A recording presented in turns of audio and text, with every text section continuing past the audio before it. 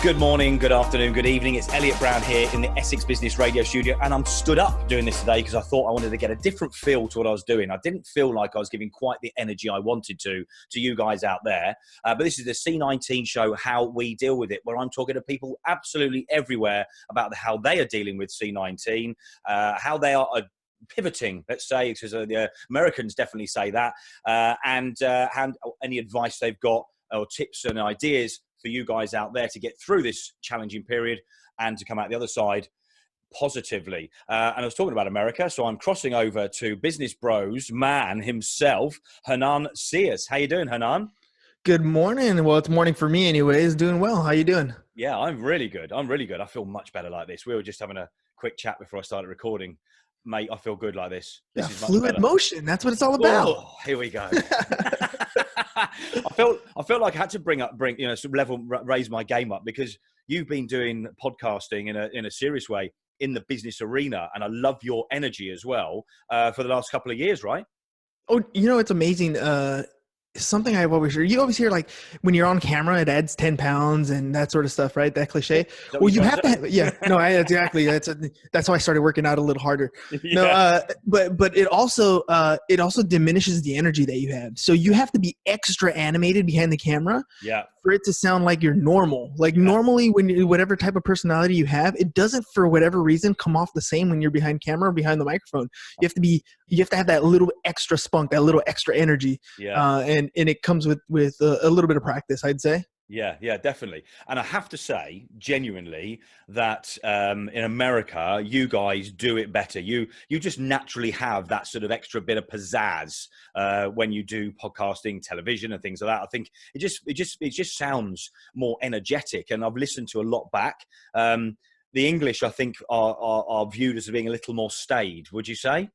A little more laid back and relaxed, but by the same token, I mean, we do all kinds of crazy stuff. I mean, we're known for that Hollywood sparkle, I guess, and so we got a lot to live up to. And, Hollywood's a small little city, but for some reason, it has such a shining light. Like the rest of the country feels like we got to follow along. Absolutely.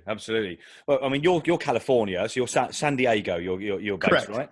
Okay, and talk to me a little bit about, you've got Business Bros, which is your podcast, which is a very successful podcast. But your background in business, just give us a little bit of a rundown of that so people know who you are. Sure. I have had a multiple of different businesses for the last 17-ish years. I have a degree in accounting. I have a teacher credential in mathematics. I teach a high school course called financial algebra. So I teach 17-year-old kids how to bounce a checkbook, buy a car, buy a house, that sort of stuff, get themselves squared away so they can take on the future here, as soon as they graduate. I have an insurance agency. I've held a real estate license. I've been doing flipping properties for a while. Right. And it's just at a young age, I got bit by that entrepreneurial bug. And I kind of knew after that, like, there was two ways to play this game of money. One was where you get told what to do. The other one is where you take full control and go out and do it yourself. Yeah. That's been my MO ever since. Like I do have my daytime job, but my daytime job is teaching kids how to start that little side hustle, something on the side that gets them to the next level, that they can take, whatever they want to do, go on vacation or save for a rainy day, whatever it is, but there's some sort of financial goal that they can attain, not just having that 9 to 5. That's not your only option in life. Sure. So side hustles then, as you would probably class it, would you? Oh, absolutely. Side hustles. Yes, sir. I love that. So listen, I mean, you're used to delivering this sort of thing on social media and, on your podcast platform. How is this affecting what you're doing on your other business? I mean, insurance wise, I'm assuming there's definitely going to be a knock-on effect there. But talk me through how that's affected your business life, so to speak, so far. Yeah. So about 2 years ago, before we started doing the podcast, I had like zero social media presence, nothing. Really? Like, I had a Facebook, but it was like one of those things where you kind of check it like email because that's where the family invited you to whatever event was happening. Yeah. So I had no social media presence other than I existed. I owned my domain name because I was supposed to. Somebody told me to do that. So I had that. I had my Facebook pages. I had Snapchat, all this stuff, but I didn't use it. Okay. And then I started listening to this guy, Gary Vee. I started listening to one of my real estate coaches because I was becoming certified to be a real estate coach. Okay. And they all kept saying the same thing. You need to start a podcast. You need to start a podcast. Right. So I did. I started it with the intention of finding clients to sell homes, Right. right? That was my intention. Okay. Um, but I started interviewing people in the real estate space, and it was kind of difficult to sell a home to a realtor. Right. It Yeah. didn't quite pan out that Yeah. way. I can argue. Yeah. Of course. Of course. Yeah. It makes sense as you say it. Yeah. Yeah. But I realized really quick that every person that I interviewed or every person that I reached out to interview said yes. And I Right. don't know about you, if you've been in the sales game, prospecting is like the worst possible thing you can do on a daily basis. And yet it's the one thing you have to do every single day. And the Absolutely. main reason why it sucks is because everybody tells you no. You know, you have to pick up the phone, you go through so many no's, you go through gatekeepers, you go through all these different things, and it sucks. Yeah. Once I had a show, everyone I reached out to said yes. And that was a whole different dynamic for me because now anybody I wanted to network with was one little, hey, would you like to be on my podcast phone call Yeah. away? And it was Yeah. I got a yes. And so that opened the door to so many different things. So we shifted the focus from real estate. I mean, we still did interview people in real estate, but our grabbing attention was rather than trying to find a client, it was Yeah. trying to find somebody that we wanted to prospect to be in business with. Uh-huh. And so we'd reach out to them, interview them, and they all had an insurable interest at some point. Yeah. So we started to feed the referral based business into our insurance pipeline. Right. Right. And that has been phenomenal ever since. Now I don't care who it is. I've interviewed some major people in the game and I've interviewed small people in the game, but all of them have an insurable interest. And this is a relationship building platform. Yeah. Podcasting allows you to not only build a relationship with the person that you interview, Yeah. but with their audience, Yeah. and then the people who actually like your show. And it's been an amazing ride. Now, right now, my biggest focus, and I launched my course last week, is to help people launch their own podcast. Not to become the next Joe Rogan, but to take control of their own branding, their own marketing, so that, right now we're in a time where everybody's cutting back in their business. They are losing clientele. They have overhead. And so one of the first things that people cut out is marketing because, I got to cut it. And that's fine. I understand that as a P&L point of view, you have to cut some expenses. Yeah. But that's where your lead generation comes from. That's where your revenue comes from. Yeah. So you need to find a way to take control of it. And I think podcasting is one of those best ways. We're all at home right now. Yeah. We're stuck here, right? So what I've been doing was focusing my attention on creating more content. My brand has to excel at this point.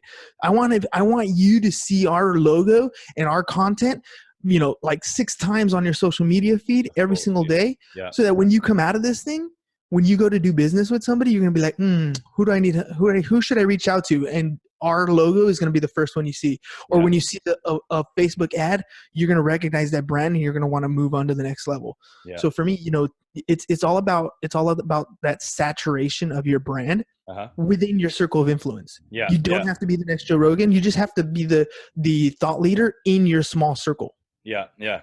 So so that's what you're concentrating on, just getting as much content out as possible while you've got the chance to do it right now. 100%. People are craving attention right now. And I mean, like interaction, like what we took for granted before, which was something as simple as going to the grocery store and, bumping into somebody maybe and saying hello and shaking hands or giving a high five. It's all gone right now. Sure. So people are trying to find a connection in the best way possible. And you have the ability right now to put a show on for them. Like Netflix is running out of series. Yes. So why don't your reality show, post your stuff, talk about what you're doing, share with them how you're getting through your day. They need something to look at, and why not you? Yeah.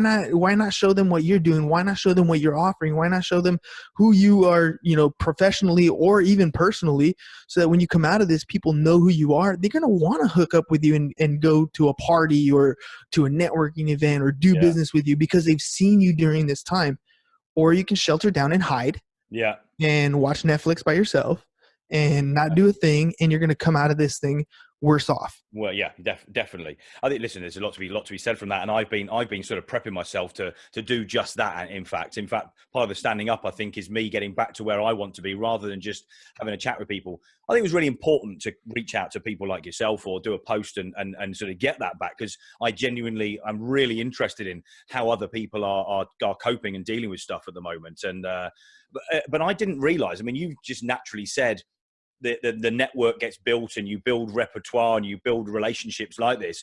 And it wasn't until I've looked back at what I've done over the sort of first 20 of these on the C-19, this sort of podcast, that I've realized that I've started building quite an interesting network. So it's dawned on me, as opposed to that being the reason for me doing it. But I think you're right. I think if you understand that is the reason for doing it, get your message right, get it out there, and just get yourself heard. I suppose that's the best way of doing it, right?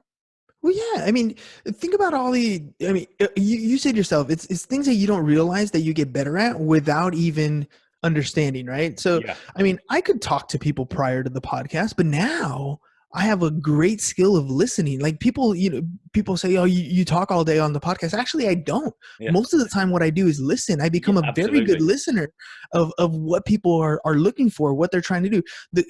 How do you think of the questions asked? Well, I'm listening to the person intently, right? With the intent of understanding where they're coming from, and questions will naturally arise, right?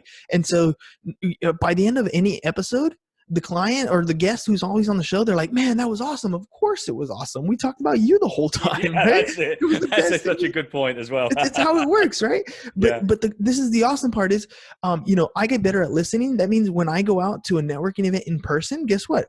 People like to have conversations with me because I take the skills that I learned in the podcast studio and I apply them in real life. Yeah. I can become a much better public speaker. I'm comfortable with what my face looks like on camera. Yeah. I'm comfortable with what my voice sounds like in my ears. Yeah. You'd be surprised how many times people stop themselves from doing things because they don't like the way they look. They don't like the way they sound. Of course, definitely.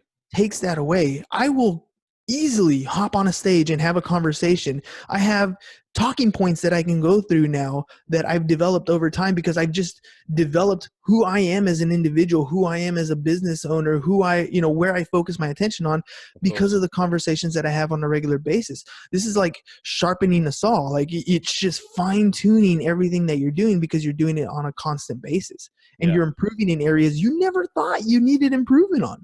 Absolutely. I mean, did I think I'd be doing this 2 years ago? Absolutely not. And there's lots of people that are taking a podcast. And I think somebody told me that about 3 or 4 weeks ago, you couldn't get hold of mics or something on Amazon. They were completely sold out because they were just and HD webcams because everybody was going, well, if we're going to be locked down, we may as well be able to communicate. Maybe that's the time to get the podcast off the ground, which there are a lot of people doing that. And there's still a lot of room for some really good podcasters because, dare I say it, and I'm not saying I'm the best by any stretch of the imagination, but there's some pretty poor ones out there as well. And they still get an audience. So, because they've probably got the right thing to say. And I think what you said there is absolutely right. You got to get yourself out there. Learn as you go along, and I suppose the best thing is to do is you review it, you tweak it, you repeat it, and you just keep doing that until you start getting into your flow. I mean, when you first started out on your podcast and you did that, you said that wasn't the aim to do what you're doing now. This has just become a natural thing because of your entrepreneurial ability and your obviously your ability to listen as well. And that's just developed over time, or did you get your sweet spot a couple of years ago? When did that start getting to the point where you are business bros? So I dragged my brother into this thing, right? I said, we're going to do this podcast. He looked at me like I was crazy. And then I threw him a curveball. I was like, we're going to do this every day, Monday through Friday. And we're going to do it for the next 3 years and see what happens. And he thought I was nuts, right? Because he didn't really want to do it. And my thing has always been, I only have one real superpower, and that's when I commit to something, like I do it every single day. Like I'm committed to it, right? If I'm going to go to the gym, I go every single day. I wake up at 4:30 every day and I'm at the gym. And right now I can't, obviously, but that, that's my commitment issue. Like I stick to it and I go for it. So we did this podcast thing, and the first 80 episodes, I think my mom was the only person who listened to our show, right? It was not very good. We would sit down on Sundays and we would pick some topics and we would kind of outline our show notes as what we were going to talk about. Yeah. And oftentimes we would even go to people who already had podcasts and kind of listen to their show and then talk about their show and what we learned from them. Like we had zero skill. Yeah. but it didn't stop us from getting better as we go. Now, like there's times where we'll have a guest scheduled and something will happen. They couldn't make it for whatever reason.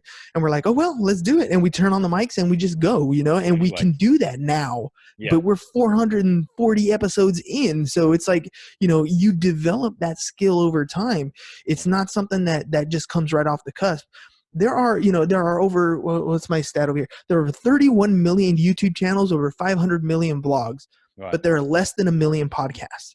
And that's staggering, isn't it, really, when you think that's about ridiculous. it? Yeah. Now, here's a crazier stat. 12% of those podcasts have only one episode, and half of them have less than 14 episodes. And the number one reason why they quit is because nobody's listening. Right? Very few people listen. They go into this concept of, I'm going to start this podcast and I'm going to make that one viral, topic that's going to go and everybody's going to hit it. Like because that happens in life so well. That always happens in life, doesn't it? It always works, right? Let's try something once and we're just going to absolutely nail it. Yeah, it's ridiculous. So they put out a couple episodes and they look at their downloads and it's like, 10, 20, whatever it is. Yeah. And they get discouraged and they quit. Right. And that's the issue with a lot of different people and a lot of different things. Working out the same type of way. I go to the gym for 2 weeks. I don't have I don't have ripped abs. Forget it. I quit. Right. That's the mentality that happens to a lot of people. But if you just consistently go at it, you're going to get better and better and better. Yeah. We didn't start interviewing people till about episode like 90, something like that. Right. And then after that, once we realized how that worked, we had to fine tune that, because even then, okay, now I'm able to get a client on here or a guest, somebody to talk about their story. Now I had to figure out how to ask questions, and then I had to figure out how to promote them properly. Like everything gets developed over time. And even right now, where we're to the, episode 440, we still don't have it all figured out. I'm still working on other things to make them better, but the stuff that I started off with is no longer a problem. I don't have an issue with what I look like or what I sound like or what I'm going to say or how I'm going to ask questions. Those skills have been developed. Now I'm working on a whole other game, like how am I going to teach others to do this? How do I create additional content? What's the best kind of content? How do I create better thumbnails? Like all these different things that are far beyond what other people are doing in the podcast space. Yeah. Because of practice. Yeah. Because of commitment. Well, you and I are going to be having a chat off air, that's for sure. I mean, to be honest with you, you say that, and I mean, I wasn't expecting the conversation to go like this, and that's what I love about doing these. And I think I said before we started recording, I like it to be a free-flowing chat, and everything that we're talking about is valuable to people that have only just started and people that have been doing podcasts for a while as well. I mean, we've only been doing it for the best part of sort of 5 or 6 months. We've had maybe 1,100 people have listened to the things based on Anchor. God knows what those statistics, how correct they are. All I want to do is increase that. I'm not like going to give up on it. I just want to increase it. So we've got to think about that content. And that's what, spurred me on to maybe doing the post about doing this and seeing if people would come on and have a chat about what they're going through and how they could advise people. And there's loads of advice you've given so far on the podcasting side. So what is the key thing that you think for somebody to get their point across right now if they've just started out on podcasting, would you say?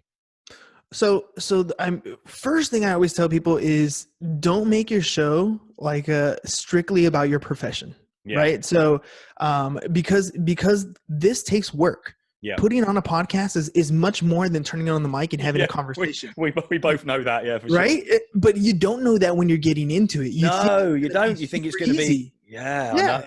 And I think that's one of the main reasons why people fall off of this whole podcasting space, because, the recording is the fun part. Yeah. But then the post-production is a whole different ballgame, and it does take work. So if you make it strictly, if you're a real estate agent and you make your podcast about, we're going to do market updates every week. Well, you're not going to want to do the work that goes along with the recording. Yeah. When life starts to get in the way, when you got to go to the gym or when you got to take the kids to school or when you're tired at the end of your day, you're just not going to push that extra effort. Yeah. So I always advise people to combine the two things, their passion, the thing that they're going to do, on a Saturday morning when nobody's looking and you have a free time, whatever those things are, combine them with your passion and make a connection between those two, because when the work gets tough, because you love to do that thing, you're going to push it forward. Yeah. And that if you can identify that, the commitment is the most difficult part of this whole gig. Yeah. You will get better at the talking.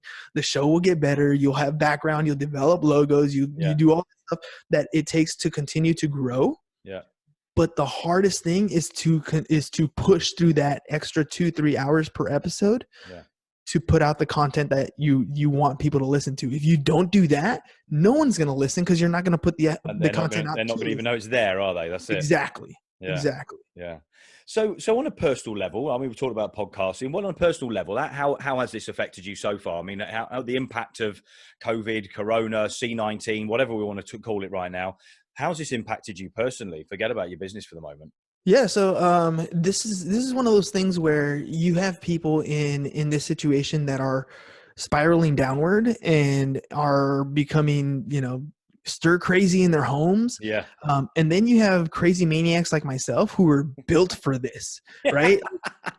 Prior to COVID and prior to the podcasting, I wasn't really big on going to networking events. I'm not really big on going to parties. I was always more known for being I don't mind throwing parties at my house, right? But I just don't like really going out places. Okay. When this whole thing hit and I'm locked in my house. Yeah. My wife is like, you've been in your office all day and you've been talking to so many people. I talk to more people now in this last 3 weeks, 4 weeks before. than I did before, because now they're available in my space, right? Yeah. They've come to my domain. They're locked in their offices. They're able to hop on Zoom. Yeah. They are limited on their time schedules. They've come to me now in my space. So now that I have this arena where I can excel, I've been thriving. Like for me personally, it's been a great spot. The only thing I wish is I could go to the gym. I had to change things around as far as physical is concerned. Yeah. But even that's kind of good because now my daughter runs with me. She's 11 years old and she's starting to running with me. It hurts her because she can't quite keep up to the same pace. Of course. She's getting stronger, but she's getting stronger for it, and it works out. So it for me, it's always been a perspective thing, right? What situation are you in? There's always a scarcity and an abundance, or a negative and a positive outlook on things. Try as best you can, stay focused on the positive, because the negative, the situation is there. There's nothing you can do about the situation. Absolutely nothing. Other than how you look at it and what you do with it, right? Definitely. People are in dire situations right now. Some of them financially, some of them physically, and where there's problems, there are solutions, and you're either helping people find those solutions and thriving off the opportunity, or you're sitting with them in the problem and you're adding fuel to that negative fire. So, choose which outlet you're going to go on. And by the way, making no choice is a choice. Yeah, so, you have to decide on how you're going to look at this as this, I keep saying as this opportunity, right? And just continue to see it as an opportunity, and still be empathetic with people who are going through some stuff, but this is still an opportunity especially when it comes to things like wealth. Wealth does not disappear. It just changes hands. No. So, if the sky is falling, I keep saying, go out there with a bucket and start catching some stuff, because, this is your opportunity. This is, the next 2008. In 2008, I was I was 12 years ago. So I was like 25 at the time. I wasn't as experienced as an entrepreneur. I wasn't very experienced in the whole space. I was fortunate to have sold my properties at the time. I had gone broke just prior to the bust. So when the bust happened, I was starting to build myself back up. It was still an opportunity. I've been waiting for a shift. Most people have been waiting for a shift. The shift is here. Yes. So don't look at it as a negative. Look at it as, this is your opportunity. It's like being on a surfboard. You literally see the wave coming from behind you, and you better start paddling. Yeah. If you're not paddling right now, it's going to come over you, or you're going to ride the wave. Choose one, right? But doing nothing isn't going to help. Absolutely, mate. I could literally talk to you all day. I love your energy. I love your positive outlook. So much to be taken from that. And I completely agree with absolutely everything you say. Not to blow smoke up your ass at all. I don't mean that by that. Well, thanks. I'll take that anyways. But genuinely, listen, I really appreciate you coming on and having a chat with me. I think we should maybe probably do another one or two of these. Actually, I'd love to maybe do something regular if you fancy it. That'd be really cool. you definitely got the same ethos. There's a huge amount to be taken from what you said, not just on the podcasting side, but grabbing that what you said as an opportunity. I did a post recently, and I disruption and change leaves way to opportunity. And it's so true. Whenever there are people that are going to be milking it for all it's worth right now, and I don't mean that in the wrong way. I mean that in a very positive way. And so you're absolutely right. Grab this and find what you can make of it, and use that opportunity right now for sure. You have time. You have time. I saw a post the other day. I think it was on TikTok. There are people like us putting out content on a regular basis, right? So I have maybe a 30-minute segment, or I have maybe a 5-minute clip, and something as simple as I would like subtitles on it. Yeah. Right. People are being paid like $2 for a minute of creating subtitles. So you have you do 120 minutes, $240 a day. Yeah. That's a good amount of money in you creating subtitles that you can do at home. There's ways to make money out there that people are willing to pay for. You just got to hunt it down. You have time. Use the time to do something creative, do something unique, something you never would have thought of. Just go out there and start looking at different opportunities and make this a good time. Make this a productive time. Definitely. What a great note to end on. Listen, I could definitely talk to you for a long time. I really appreciate it. I'm pleased I stood up and did this because I feel much better as well. So that's all good. Blood flowing. Yeah, definitely. I feel good. Thank you very much. Business Bros, Hernan Sias from San Diego in sunny California. Is it sunny today over there? It is. It's going to be a beautiful one. It is. Although a bit like you, I've been isolated for the last couple of years with my business and things. So not so much of a shock to my system either, but do like to get out in the sun occasionally. Yeah, absolutely. That sun feels really good when it comes out. It does. Thanks very much, Hernan. I really, really appreciate it. Where can everybody find you, of course? Absolutely. You can find us on any of our social media feeds at Business Bros Pod.